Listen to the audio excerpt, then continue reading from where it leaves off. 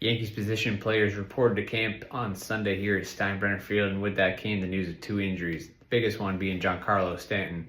Doesn't sound like a too big of an injury, but Aaron Boone likened it to having basically the equivalent of tennis elbow in both elbows. It was something that Giancarlo played through for the second half of last year, and especially in October, which obviously, if you recall, he had that monster October, 7 home runs in 14 games to help the Yankees reach the World Series. But it was something that when he restarted his training in the offseason, kind of flared up again, and so he shut it down.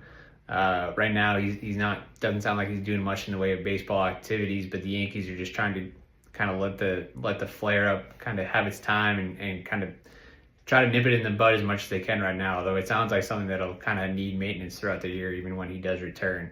Asked whether this could affect Stanton's availability for the start of the season, Boone said it was tough to say. He didn't want to put a timetable on it, but depending on how long the Yankees let him rest here, it certainly could affect that. And it's a little bit different because he's a DH, so he doesn't have to get his throwing in, but depending on how much longer he stays down, doesn't start baseball activities, it could affect his availability to start the year. Obviously, Stanton being on the IL is not necessarily a new thing, but usually it's some lower leg issues, soft tissue stuff that has given him trouble in the past.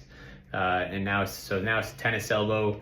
We'll see where it plays out, but obviously Stanton was a big threat in the middle of that lineup last year before they even got to October. So the Yankees are potentially in jeopardy of not having that to start the year. There's also Trent Grisham pulled a hamstring in his ramp up a few weeks ago.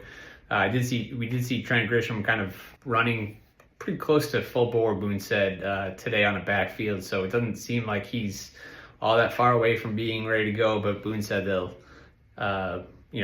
not push it with him, and he is a little bit behind the rest of the position players.